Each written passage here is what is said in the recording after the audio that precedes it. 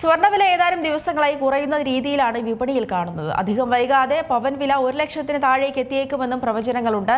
എന്നാൽ സ്വർണ്ണവില കുറയുമ്പോഴും ആളുകൾ ആഭരണങ്ങൾ വാങ്ങാൻ ജ്വല്ലറികളിലേക്ക് എത്തുന്നത് കൂടിയിട്ടില്ലെന്നാണ് വ്യാപാരികൾ പറയുന്നത്.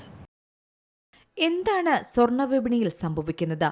ഒന്നും പ്രവചനങ്ങൾ പോലെയല്ല, എല്ലാം തകിടം മറിഞ്ഞു. കടുത്ത ചാഞ്ചാട്ടമാണ് സ്വർണ്ണവിലയിൽ രേഖപ്പെടുത്തുന്നത്. ഇന്ന് സ്വർണ്ണവില കൂടിയതോടെ 5% നിരക്കിൽ പണിക്കൂലിയും സ്വർണത്തിനും പണിക്കൂലിക്കും മേൽ ഈടാക്കുന്ന GSTയും ഹോൾമാർക്കിംഗ് ചാർജ് 45 രൂപയും അതിന്മേൽ ഈടാക്കുന്ന 18% GST എന്നിവയെല്ലാം ചേർത്താൽ ഒരു പവൻ ആഭരണം വാങ്ങാൻ 1,20,000-നടുത്ത് രൂപയെങ്കിലും ചെലവാകേണ്ടി വരും. US-ഉം ഇസ്രയേലും ഇറാനും യുദ്ധം ആരംഭിച്ചതിനു ശേഷം ശരിക്കും പറഞ്ഞാൽ സ്വർണ്ണപ്രേമികൾക്ക് നേട്ടമാണ്. എന്നാൽ സ്വർണ്ണ വിപണി നിക്ഷേപകരെ നിരാശരാക്കുന്നത് തുടരുകയാണ്. ഇന്നലെ മാത്രം 4% നഷ്ടമാണ് ഉണ്ടായത്. ഇത് ഗണ്യമായ സാമ്പത്തിക അനിശ്ചിതത്വം സൃഷ്ടിക്കുകയും ഊർജ്ജ വിലയും പണപ്പെരുപ്പവും വർദ്ധിക്കുകയും ചെയ്യുന്ന ഒരു സംഭവമായിട്ടാണ് വിദഗ്ധർ പറയുന്നത്. സ്പോട്ട് ഗോൾഡ് നിലവിൽ ഔൺസിന് $4,610 എന്ന നിലവാരത്തിൽ വ്യാപാരം നടത്തുകയാണ്. ജനുവരിയിൽ $5,600 സമീപം റെക്കോർഡ് ഉയർന്നതിനെ തുടർന്നുണ്ടായ മൂർച്ചയുള്ള വിൽപ്പനയ്ക്ക് ശേഷമുള്ള ഏറ്റവും കുറഞ്ഞ നിലയിലേക്കാണ് ഇന്ന് സ്വർണം എത്തിയിരിക്കുന്നത്.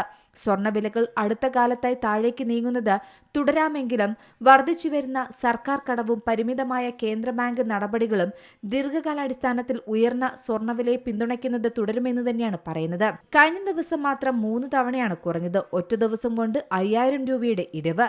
ഈ പോക്ക് പോയാൽ സ്വർണ്ണവില അധികം വൈകാതെ പവൻ വില 1 ലക്ഷത്തിന് താഴേക്ക് എത്തിയേക്കുമെന്ന് വേണം കരുതാൻ. പക്ഷേ അങ്ങനെ സംഭവിച്ചില്ല. ഇന്ന് കൂടി. എന്നാൽ സ്വർണ്ണവില കുറഞ്ഞുകൊണ്ടിരിക്കുന്ന സമയത്തും ചെറിയ മാറ്റങ്ങൾ വരുമ്പോഴും ആളുകൾ ആഭരണം വാങ്ങാൻ ജ്വല്ലറികളിലേക്ക് എത്തുന്നത് കൂടിയിട്ടില്ലെന്നാണ് സ്വർണ്ണ വ്യാപാരികൾ പറയുന്നത്. മാത്രമല്ല പഴയ സ്വർണം വിൽക്കാൻ എത്തുന്നവർ വർദ്ധിച്ചുവെന്നും ഇവർ പറയുന്നു. എന്നാൽ അത് വാങ്ങാൻ വ്യാപാരികൾക്ക് ഇന്ന് സാധിക്കുന്നില്ല. ഇതുതന്നെയാണ് ഇന്ന് സ്വർണ്ണ വ്യാപാരത്തിലെ വലിയ പ്രതിസന്ധിക്കുള്ള ട്രെൻഡ്. ഒരു ദിവസം തന്നെ 1, 2, 3 തവണയോ അതിൽ കൂടുതൽ തവണയോ വില കൂടുകയും കുറയുകയും ചെയ്യുമ്പോൾ ആളുകൾ കയ്യിൽ സൂക്ഷിച്ചിരിക്കുന്ന സ്വർണം വിറ്റഴിക്കാനായി വരുന്ന സ്ഥിതി ഇന്ന് കാണുന്നുണ്ട്. എന്നാൽ അത് വാങ്ങാനായിട്ടുള്ള പ്രോപ്പറായിട്ടുള്ളൊരു പണം ലഭിക്കുന്നില്ല വ്യാപാരികൾക്ക് എന്നതാണ് മറ്റൊരു സത്യം. ഇത് വലിയൊരു പ്രതിസന്ധി തന്നെയാണ് വിപണിയിൽ സൃഷ്ടിക്കുന്നത്. കൃത്യമായി വിൽപ്പന നടക്കുന്നുണ്ടെങ്കിൽ ഈ പർച്ചേസ് ഒരു ബുദ്ധിമുട്ടാകുന്നില്ലായിരുന്നു. എന്നാൽ സ്വർണ്ണ വ്യാപാരം ഇന്ന് വളരെ മന്ദഗതിയിലാണ് നടക്കുന്നത്. വിൽക്കാൻ കൊണ്ടുവരുന്ന സ്വർണം വാങ്ങാൻ വ്യാപാരികളുടെ കയ്യിൽ പണമില്ലാത്തത് വലിയൊരു മാറ്റത്തിനിടയാക്കും. എന്നാൽ ഇനി സ്വർണ്ണവിലയിൽ മാറ്റം ഉണ്ടാകുമെന്ന് തന്നെയാണ് വ്യാപാരികൾ പറയുന്നത്. അതായത് യുദ്ധം ആരംഭിച്ചപ്പോൾ മുതൽ സ്വർണ്ണവില ഗണ്യമായി കുറയുന്നതാണ് കാണുന്നത്. സ്വർണ്ണവില കുറഞ്ഞിട്ടും ആളുകൾ ജ്വല്ലറിയിലേക്ക് എത്തുന്നതിൽ വർധനവുണ്ടായിട്ടില്ല. കാരണം സാമ്പത്തികമായി ആളുകൾ വലിയ തകർച്ചയും ബുദ്ധിമുട്ടുമാണ് ഇപ്പോൾ അഭിമുഖീകരിക്കുന്നത്. സാമ്പത്തികമായ ഒരു മാന്ദ്യം ഇന്ത്യയെ ശരിക്കും ബാധിച്ചിട്ടുണ്ടെന്ന കാര്യത്തിൽ സംശയവുമില്ല.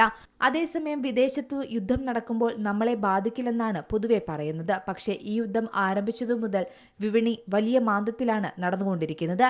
News desk Zee Malayalam news. ഏറ്റവും പുതിയ വാർത്തകളും വിശേഷങ്ങളും വിരൽത്തുമ്പിലറിയാൻ സീ മലയാളം ന്യൂസ് എല്ലാ ഡിജിറ്റൽ പ്ലാറ്റ്ഫോമുകളിലും ലഭ്യം.